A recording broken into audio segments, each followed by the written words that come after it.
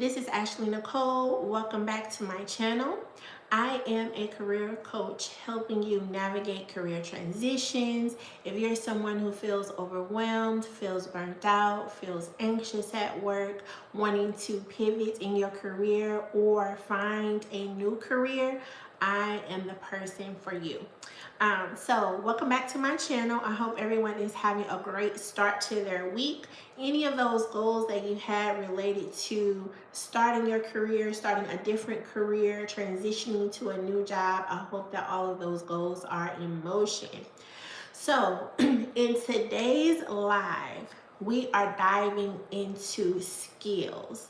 Now, I know I talked a little bit about this before in previous lives. We kind of talked about the mindset when it comes to pivoting or changing in your career or job. We also talked about interviews and how to prepare and things like that. But I kind of thought about it and I want to kind of dial it back a little bit and talk about different skills and how to really assess or unlock the skills that you have. I'm going to turn this into a series, hence you will see it on the title of the video.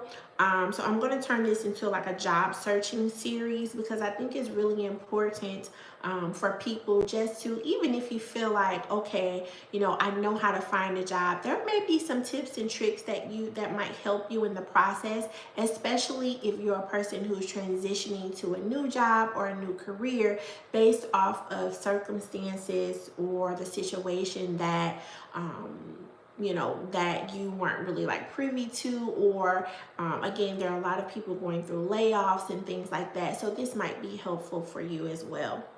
So let's get started. Okay, so one of the first things, right, is kind of knowing your strengths before you apply for a positions, right? This is crucial. Again, if you see me looking down, right, I always say I'm a notes person, I'm a list person. If it's not written down, I cannot remember. So if you see me looking down, it's just because I'm looking at my notes. I always kind of take notes before I, do a live, just to kind of reiterate some things that I want to talk about or discuss. So if you see me looking down, I'm just looking at my notes. Okay, so why is knowing your strengths, why is this so important, right? Well, when you think about applying for new jobs, right, employers hire based on value, right? If you don't know your strengths, you won't be able to kind of communicate effectively or confidently in the interview, right? A lot of job seekers kind of focus on what they don't have rather than what they do bring to the table. And this goes back to individuals, right? A lot of people that I work with, right, when I'm coaching them, they will, when we get to the part where they're like seeking jobs, and they may see something out there that they really want to apply to. And as soon as it comes to the part where it says, okay, these are the requirements, right? They say, okay, I have this, and this, right? This, and this. And then they focus on the one thing they don't have, right? And then they don't want to apply, right? It's almost like counting yourself out in a way, right? So when you understand your strengths, you apply for jobs with more confidence and increase your chances of landing interviews, right? All right. Okay, so why do many job seekers underestimate their experience, right? People tend to dismiss everyday work, volunteer experiences, and their soft skills, right? Skills like leadership, communication, and adaptability are highly valued but often overlooked, right? A lot of people, especially volunteer experience, people don't really put this on their resume. I always kind of reiterate, please ensure, even if it was, years ago, those are skills that you probably acquired, right? So you want to make sure that you kind of put a focus on those as well, right? All right. Another thing is underestimating experience that can lead to applying for jobs that are beneath your potential, right? And I want to ask the chat, right? What's one skill you feel like you're good at that you rarely mention on your resume? Right? What is one skill you feel like you have? And sometimes, it's difficult, to kind of think of these things. Skills might be things that other people have noticed in you that you haven't noticed within yourself. Right? What are some things that people in your workplace, maybe your family, your friends, kind of tell you, oh, you're really good at this, right? Or people are always asking you to do or to be involved in. These are things that you really might be good at, right? All right. Okay, so I want you to think about that. What is one skill you're good at that you rarely mention on your resume? Right? Okay, so the next part I'm going to transition to is identifying transferable skills. Right? And so you might ask, what are transferable skills?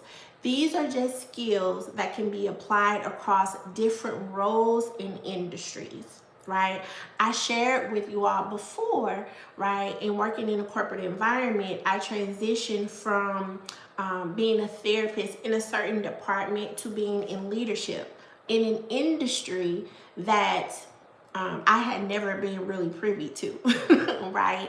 And so the skills that were natural to me and also that I acquired in that department assisted me in being in leadership in a totally different field, right? So what are some examples? A big example is leadership skills, right? If you've ever managed your team, if you have been a mentor. Now, remember, this doesn't have to be in the workplace, right? It can be part of those volunteer activities. If there are any of you that have been a part of Big Brother, Big Sister, any type of mentor program in your area, right? Anything that has to do with conflict resolution, right? All of that is within leadership, right? So leadership is a skill that you can transfer, right? Another one is communication. This is huge. And this is interesting because a lot of people feel like they communicate well and they don't, right? It's one of the things that we have to really kind of dive into and perfect in a way when you are looking for a new job, right? Especially if you've been in a work environment, remember, like we talked about before, that's toxic. Right? If you're in a work environment that's toxic, right, it's almost like maybe you felt like in the beginning you were communicating well, but then all of these wrenches are thrown in, right? You're being taken advantage of. You got a toxic boss and all this stuff. It's like you gotta really go back to, okay, yeah, let me perfect my communication skills before I go into a new work environment and kind of take a little bit of that baggage. You don't want to do that, right? But a lot of people really feel like they are great communicators, but they're not, right? And so what is included kind of in that space of communication, which is a transferable skill, right? One of the big ones is public speaking, right? People have a huge fear of public speaking, right? I have tips for that as well. A lot of this stuff that I kind of reiterate here is just what I've learned for myself, because I'm telling y'all, I wasn't always like knew what I was doing and I had to figure this stuff out, especially in that corporate environment, right? Especially in that corporate environment, I had to figure these things out because I came from the framework or parents from a generation where they said if you find a good job or if you're getting paid well, then you just stay, right? Until I got into the environment and I was like, this is a lot. So I had to kind of figure these things out, along the way. So I'm here today to kind of share it with you all, right? So, okay, back to what we were saying. Okay, so communication includes public speaking. Public speaking is a huge one, right? You think about, right, in your interview, you've got to do public speaking. You think about if you go to network, you've got to give your elevator speech, right? In all these areas of your life, it's public speaking. If you want to obtain a mentor or shadow someone that you don't know, right? Or, wanting to meet people in your company because you want to go to a different department, you got to speak up, right? And so it is a skill, right, when it comes to communication, right? Another one in that same vein of communication is report writing, right? Knowing how to write well includes it being very succinct and to the point, right? And then also, again, going back to the public speaking, is interacting with other people. There are a lot of people who want to have a new career. They want to pivot. They want to apply for different jobs and things like this, but they don't want to talk to people. It's like you're gonna have to talk to people. Nobody knows that you're looking for a job. You know what I'm saying? You got to let people know. And you got to network with people so that way you know who to call when it's time for you to call them. Right? Okay, so leadership, communication. Another transferable skill might be problem solving. Right? Now, there are a lot of problem solvers, right, that it's ingrained in you. Right? A lot of you have been problem solvers since you were a kid. A lot of your families have put you in a position as a child to problem solve. And so you go on through life trying to solve all the problems. Right? Right? Thank you, Lady Like Me. Thank you so much. Right? You go throughout your life trying to solve all the problems. Right? So then when you get into the work environment, this is what you find yourself doing. Now, you may be really good at it, right? In some areas of your life, probably outside of work, it's almost using this skill appropriately, right? Because there may be some places outside of work where you don't need to be doing that, and this is why you go to therapy. This is what therapy is for, right? But when you are using it appropriately, you may use it in the workplace. It is a skill that you have, right? So within problem solving, what do we have? We have troubleshooting. Most of the times you might think of like IT or something like this, but if you're the person in the department everybody comes to if their computer is down, if they don't know where to find an answer, or they plugged in this answer and this didn't work, where to find documents, all of these things, right? If you know how to analyze data, this is a huge skill, right? Because you can see the data, but when you know how to analyze the data, this is what the 98% of companies use, right? To know what to do next. All those innovative projects that you all see, all those pilot programs within companies, they are doing that based off of the data, right? For example, what percentage of these customers do XYZ 1, 2, 3? There's a whole department in companies that review data. One of the ones is in companies is like actuarial, right? Especially for insurance companies. They are able to determine based off of analyzing data if a person has, for example, an accident, right? And they can determine based off of the data if they're going to have an accident in 2 years, in 3 years, in 6 months, things of this nature, right? And they get paid good money to do that too. That's a little, if y'all didn't know, they get paid a lot of money to do that. Okay, so, right? So if you know how to analyze data, right, this is a huge skill. And if you have solutions, or maybe like unique or creative solutions based off of you analyzing data, that's even better, right? It's like, this is the data, this is the problem, and this is how you can fix it, right? So problem solving is a transferable skill, right?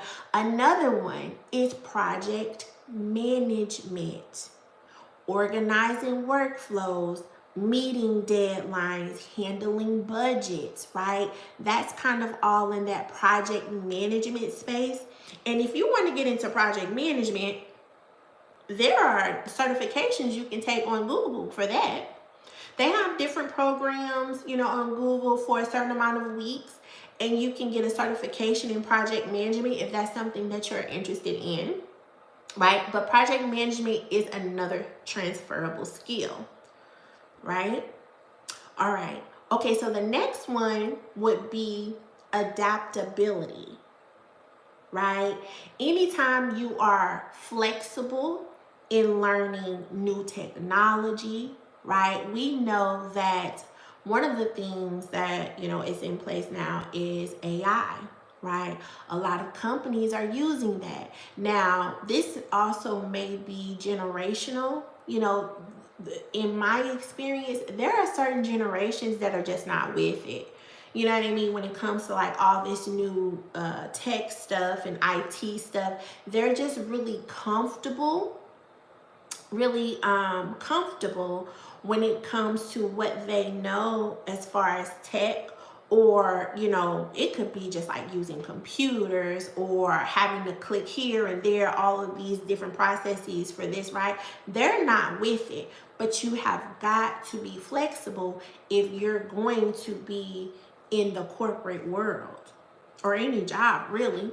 Let me take a look at the chat. Let's see. Lady Like Me says, do you provide certifications for your live streams? No, I don't, but that's, I will look into that. This is added value. Thank you. I hope you all are getting something out of it. Yes. Right? Okay, so, right, you have to be flexible with learning these new things. Now, you don't have to know it. It doesn't have to be perfect, right? No one's looking for you to perfect it, but you should know a little bit about it. You know what I mean? Especially if you're trying to pivot in your career. And not only if you are transitioning to a new job or new company, but this is also if you want to be self-employed. You're going to have to know that technology. You're going to have to, it's not going anywhere. It's not. So it's imperative that you try to work with it instead of against it. You know what I mean? Right? Another part of that is handling change, kind of in the same vein, right? And working in a fast-paced environment. And these companies, things change every day. Every day is a change. Every day a policy is added or something's taken away. Every day they added, a new account that wants different things. You know what I'm saying? You have got to be able to work in a fast-paced environment, right? Okay, so now to the next point. How do you evaluate your past jobs, your volunteer work, and any side projects that you've done? Because remember, we want to take these things into account when we're trying to figure out what our skills are, right? And what we may need to add to our resume. Okay, so with your past jobs, I want you to really break down your responsibilities into skills. And I hope this makes sense. For example, if you worked in customer service, right, you gained problem solving, communication, and conflict resolution skills. right? If there's volunteer from your volunteer work, right? If you taught a workshop or you managed an event, this is leadership and organization skills. You may even include in there communication, because you got to communicate with all of these people. I'll share with you all when at one point, I don't know if you all have ever, probably not so much now because of after 2020, but it used to be in the office where at the end of the year we would have like this like an event for all the employees, right? And it would be kind of like the holiday event. And one time they weren't they needed someone to organize or really put the event on, right? And myself and one of my colleagues, we volunteered to do it, right? And so I had no clue. We didn't really have a clue of what we were doing. All we knew was everybody wanted to have fun. You know, we in the building. Nobody, you know, it's holiday time. Nobody really want to be at their computer working. You know what I'm saying? So we tried to make it fun. But what were the skills that we acquired from doing that? Neither one of us had ever put on an event, not that big in nature. I mean, I had done probably some things in college and stuff like that, but that was minute compared to this when you've got 1,000 employees, you know what I'm saying? And so we had to interact with people that we had never met. We had to call people. We had to do budgeting. We had to collaborate with people that we wouldn't normally collaborate with, all kinds of stuff. So based on that one event, that was one day, right? We may have acquired 10, 15 skills because it took us months to prepare for it. You know what I mean? Right? So, and this would have been considered a volunteer work because it was not part of our job. We just volunteered to do it, right? So then again, here comes leadership. Here comes organization skills. Here comes communication. All of these things that can be added to your resume and highlighted in your interviews, right? Right? Okay, so now when you think of side projects, how do you evaluate those? Right? Side projects could be something like if you run a blog or if you sell things outside of your 9 to 5. Some people might be on Etsy, or what is this other one, Fiverr or something like that. What does this show? Shows branding, shows marketing, shows entrepreneurship skills. You see what I'm saying? So say for example, if you're trying to start your own business or maybe start a nonprofit, right? Nonprofits have boards, right? And nonprofits raise monies. You see what I'm saying? You've got to market yourself to these people to get money for your nonprofit. Skill right there. You see what I'm saying? So you can utilize this to your advantage, right? So the next point where I want you to do is exercise these things to pinpoint the skills that align with the role that you want or the career that you want, right? Or the job that you want, right? You've got to be reverse engineering these job descriptions, right? Look at the skills required and match it with what you've done before, right? Then we go to using the STAR method like we talked about before, right? STAR stands for the situation, the task, the action, right? And the results that you took in certain situations, right? And write these down. These are your stories. Again, you should have 3 or 4 stories, right, that are very vivid in your mind. These are things that people have said, oh my gosh, you did a wonderful job. Oh my gosh, this was a huge event, right? We're going to do this next year. This is our first time doing it. We want to do this year after year, right? Where your colleagues have said, oh my gosh, if it wasn't for you, I wouldn't have found this document, all of these things, right?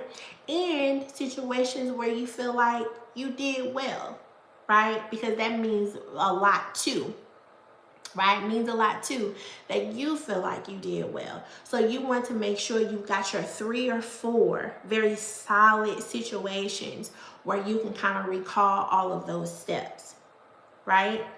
And then cluster the skills, right? A major skill, communication, right? Then you might list specific ways you've used it by presenting, writing reports, handling negotiations, these types of things.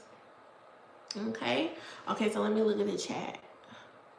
Yes, lady, like, yes, exercise your skill set. Absolutely. And you know, sometimes people forget.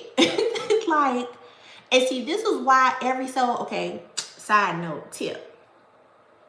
Okay, so on your computer, you should have some kind of document, like it could be a Word document, it could be I recommend OneNote because if you can organize it very well. Every 3 months, every quarter, right? You have you a OneNote where, I don't know, you can name the skills, right? And you review every quarter what skills you've acquired. You review every quarter the projects that you've done. You review and put in there every quarter what volunteer work you've done and all of these things. You see what I'm saying? You gather the feedback from your colleagues, your managers, all of these people, and put them in your OneNote. Then when it comes to your evaluation, you know, for most evaluations, you got to write your portion and then your manager write their portion. I would have my portion ready every time because I've been taking my notes. It's nothing in their evaluation. Everything in mine should match with theirs and vice versa. If they miss something, I'm going to remind them. Yeah, I was that kind of employee. Not in a, not in like a pushy way or something like that. You know what I'm saying? But I would ensure that they knew, oh, you didn't know I did this. Oh, you must have forgot that I've done that. Because to be honest, as managers, when you're a manager, you can't remember everything. You like, I might have 10 people on my team. I just can't. I can't remember that this person volunteered to help this person, or you know what I mean? So you are in control of your career. So you got to keep track of all these things that you're doing, or at least you should. Not only for your evaluations, but when you are looking for new work, you got your document of when you're getting ready to update your resume and things of this nature, right? Okay, so I'm going to go over one more thing and then I'm going to stop there because I have to go. But I'm going to do another live and continue it.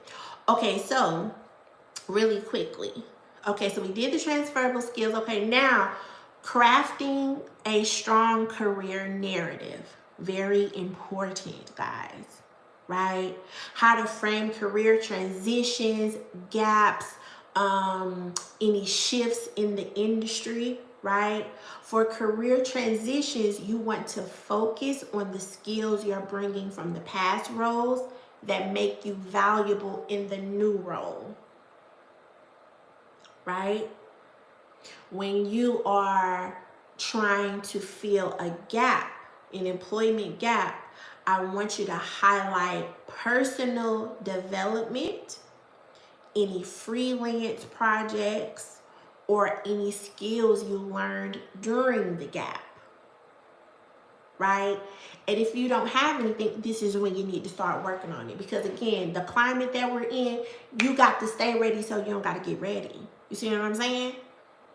You've got to be in the driver's seat when it comes to your career, right?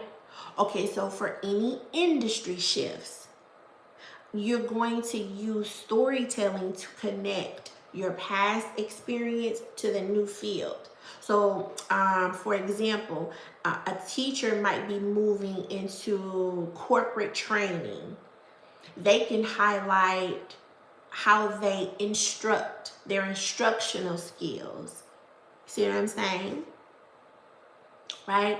And so now, storytelling techniques that will make it compelling. Like you gotta really be you gotta stand out, you know what I mean? right? So you might use, we call it like the hero's journey, right? What problem did you face? How did you overcome it? And what was the impact? Kind of like the STAR method a little bit, right? But you want to ensure that you use these action words, you know what I'm saying? You implement it, you optimize. Instead of helped, you want to say that you worked on all these action-oriented things. And of course, you want to make sure you keep it succinct, very concise, of course, but engaging, right? So I'm going to give you all some examples and then I'm going to end there, right? Okay, so some examples of strong versus, I don't want to say weak, but just like less strong professional narratives, right? Okay, so a less strong one would be, I worked in retail and helped customers with purchases. Like, you don't, that sounds fine, you know what I'm saying? But how can you make it compelling, right? As a retail associate, I enhanced customer satisfaction by identifying needs, recommending solutions, and increasing store sales by 10%. Right? That sounds a little bit more compelling than I just help customers. How did you help them? You know what I mean? Okay, so another one. I used social media at my last job. You can't just put that. Everybody uses social media. We looking at that all day long. You know what I'm saying? Right? A strong narrative might be, I managed a brand's Instagram, increasing engagement by 30% through strategic content creation. You see the difference there? You want to make it compelling. These are the things that would be on your resume. These are the things that you will highlight in your interview, right? Will allow you to stand out in these interviews, because let's be honest, most jobs now, any ones that people feel like are very worthy of getting, you see what I'm saying? Everybody trying to get it. Everybody trying to get it. You got 300 people, being contacted for an interview. You got 350 people applying for the same job. You got to stand out, right? Now, if you say, okay, you know what? I'm going to take a chance on myself. I'm going to, go ahead and start my business and be self-employed. Perfect, right? But you're going to have to stand out on it too, right? How many, it's just like with the example of the people say, okay, well, it's 30 brands of bread. You know what I'm saying? It's 500 brands of the same pizza. You see what I'm saying? How do you stand out? And this is what you're going to highlight when it comes to your interview and your resume, right? So I'm going to keep in mind what Lady Light said when it comes to, like certifications, things like that, right? I've really been kind of thinking about starting some kind of Patreon to where I can do like a group coaching. If you all are interested in that, please let me know. So that way I can do things like this there too, and just give a little bit more information, because I have a lot of tips, a lot of things to just share with people when it comes to job searching and career pivots, things of that nature, right? So I'm going to stop here, and I'm going to do the rest of this at a later time. I believe I will be back Wednesday, but I have a full schedule this week, so we will see about that, but I will do my best. I hope you all enjoyed the live. If you want to book a one-on-one session with me, you can contact me here in the comments, or you can reach me on social media. I'm on Instagram as well as Threads as PLS Counseling. Again, I'm also a career coach, so you can reach me on my website at expandinspiredcoaching.com.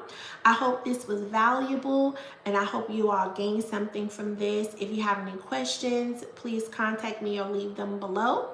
And I will see you all on the next one. Have a great day. Bye-bye.